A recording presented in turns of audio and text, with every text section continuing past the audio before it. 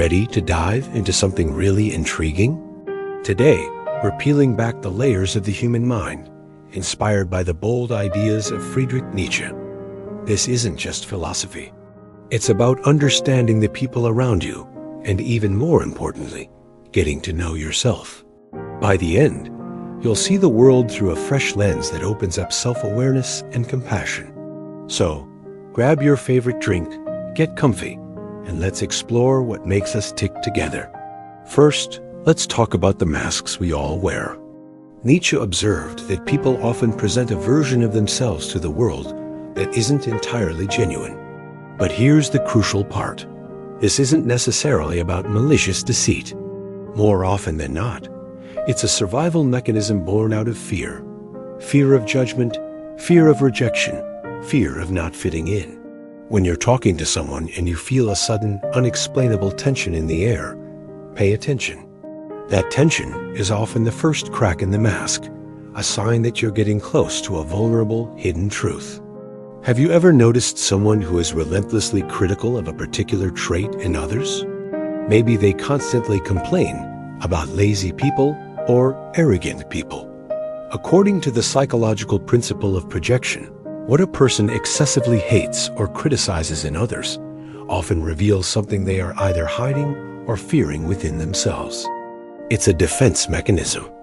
By attacking that trait in someone else, they're attempting to distance themselves from their own insecurities about that very same quality. It's like shouting at a mirror. Now, let's consider what isn't said. Silence can be far more revealing than a flood of words. When you ask someone a difficult or personal question, and they fall silent, or they give you an answer that sounds a little too perfect, a little too rehearsed, that's a significant clue. This often points directly to their deepest fears and vulnerabilities. The hesitation, the carefully chosen words, is an attempt to build a verbal fortress around a fragile part of their inner world.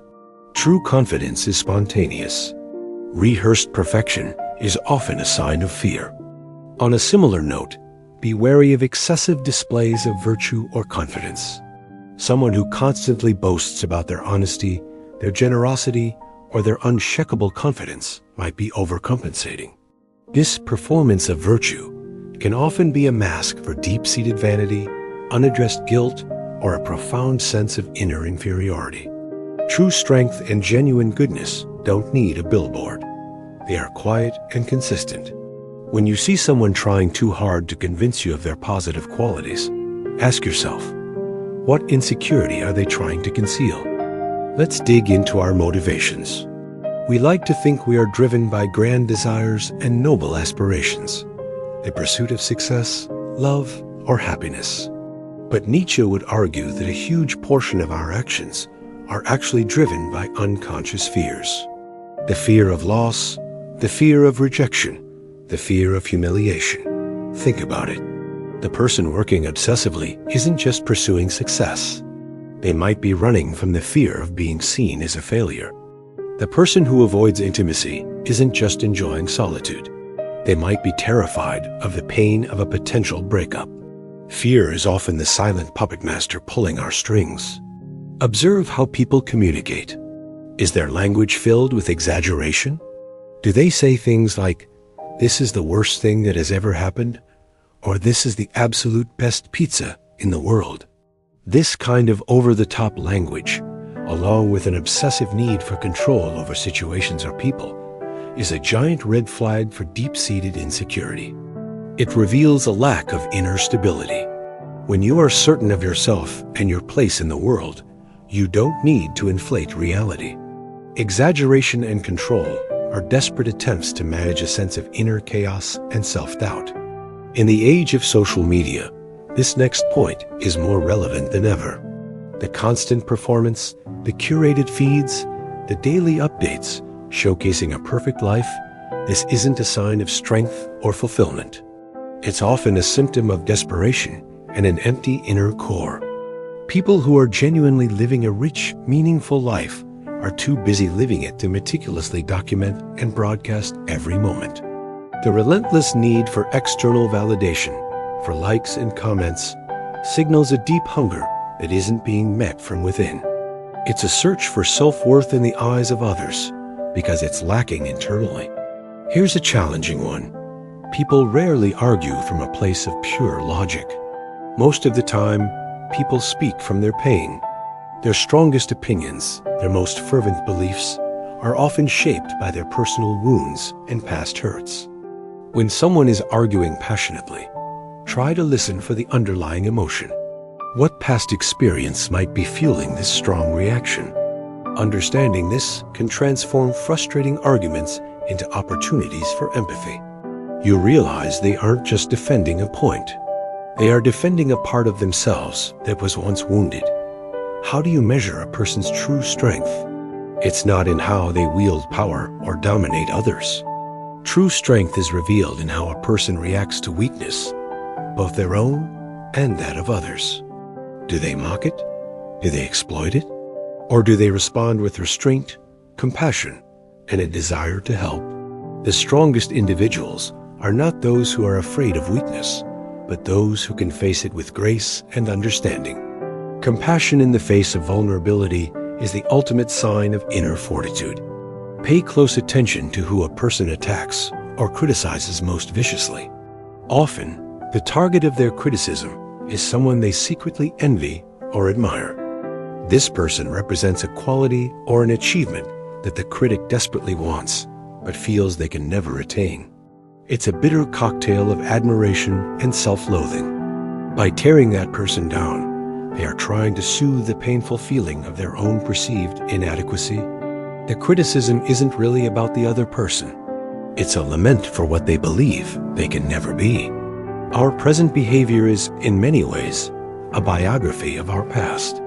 People unconsciously reenact roles, fears, and dynamics from their childhood. The man who constantly seeks approval from his boss might be replaying a lifelong quest for his father's validation. The woman who is drawn to chaotic relationships might be repeating a pattern she witnessed between her parents.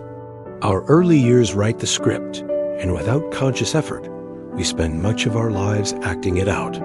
To understand someone's present, you must have a sense of their past. Look for repeated patterns in behavior. These patterns are like a confession. They tell you everything you need to know about how a person protects themselves, where their deepest wounds are, and what pain they are terrified of repeating. The person who always runs from commitment is confessing their fear of being trapped or abandoned.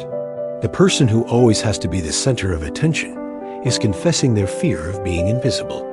These patterns are not random. They are deeply ingrained survival strategies. Now, we arrive at the most important point of all. The purpose of understanding these psychological truths is not to become a cynical judge of character.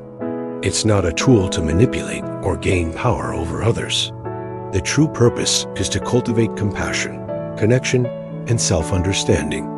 When you see the fear behind someone's anger or the insecurity behind their arrogance, it becomes much harder to judge them. You start to see the shared human struggle in everyone, and this understanding must be turned inward. Use these insights to examine your own masks, your own projections, your own fears. What are your repeated patterns telling you? What past hurts are still driving your actions today? This journey of self-discovery is the ultimate goal, because by understanding ourselves more deeply, we can begin to heal, grow, and connect with others in a more authentic and compassionate way. True wisdom isn't about knowing others. It's about knowing yourself and, through that, understanding the entire human experience. Thank you so much for joining me on this deep dive today. I hope these insights give you a new perspective. If this resonated with you, please consider hitting the like button and subscribing for more content that explores the depths of the human mind. I'd love to hear your thoughts in the comments below. Until next time, be kind to others and be kind to yourself.